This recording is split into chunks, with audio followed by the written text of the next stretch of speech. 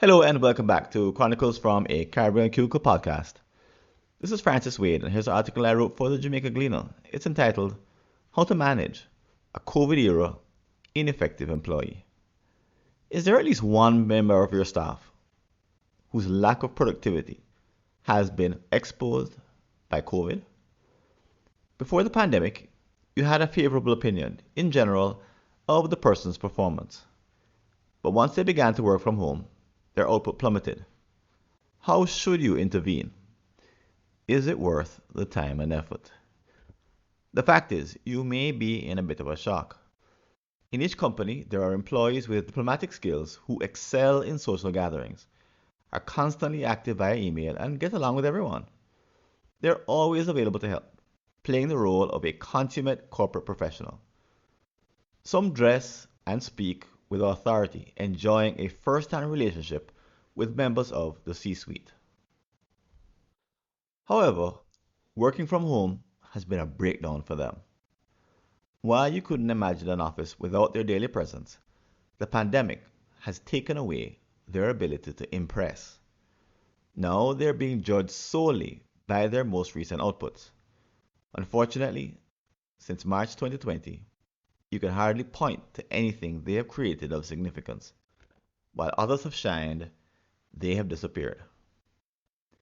As you look back, you wonder. The truth may be that their performance was always lacking. Perhaps they just didn't keep up with technology or new knowledge.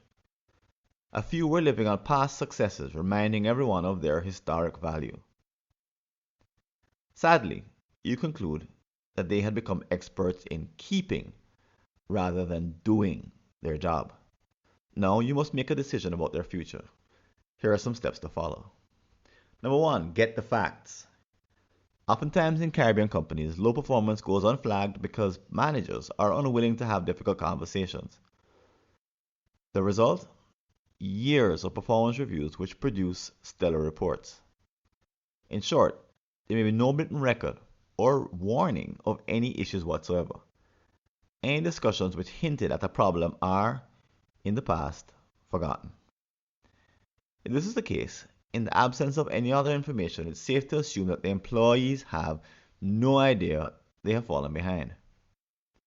While they may have personal, private suspicions, don't speculate. Most employees care about doing a good job and have some degree of anxiety regarding their continued employment. Don't presume an emotional state. Instead, focus on the facts and separate them from any interpretations which you have added. If you need to write them down for the sake of clarity, do so. By the end, each factoid should pass the videotape test. Visible actions that could have been recorded if a camera were available. If you recall incidents which took place before COVID versus those which showed up after, all the better. However, if you have no facts, stop. You can't take further action until you can satisfy yourself and others that it's all not just a figment of your imagination. Number two, prepare for the conversation. With the facts in front of you, take time to prepare to have a difficult conversation about what they mean. If you've never used the feedback model before, find one you feel comfortable with. I prefer the observation impact suggestion framework as a kickstarter. It begins with the observed facts, continues with their impact, and concludes with a suggestion. Practice this conversation opener with a colleague. Ask them for coaching to make it as effective as possible, even as they role play extreme reactions. When the time comes, be ready to have a lengthy exchange with your employee to come to some sort of agreement on a way forward. Be prepared to help. Number three, confront the work from home reality. Beyond this individual's performance lies the reasons why this discussion must be conducted in the first place. Performance management in most regional companies is weak, a fact which COVID has revealed. In response, some managers are itching to go back to the way things were when they didn't have to confront low performers. Make no mistake, the newly exposed low performers also want to return to the safety of the office. Hence, both parties are in an awkward spot. But they will receive no mercy from the high performers, who have found ways to motivate themselves during the pandemic. Freed from micromanagement and wasteful commutes, they have shined brightly, some for the very first time. What would it be like to have a full complement of self-motivated staff? If you commit to such an outcome, don't simply lapse back into business as usual, acting as if COVID was just an unwelcome interruption. Instead, grasp it for the opportunity it is to transform the culture of your workplace.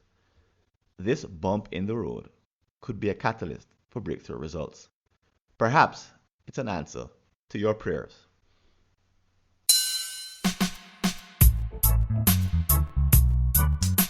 Thanks for listening. Do you have an unsolved problem in your Caribbean company related to strategy, productivity, engagement, or business process improvement? Just visit a searchable listing of all my prior articles and you may be able to help yourself to a fresh line of thinking. Go to blog.fwconsulting.com or see the show notes.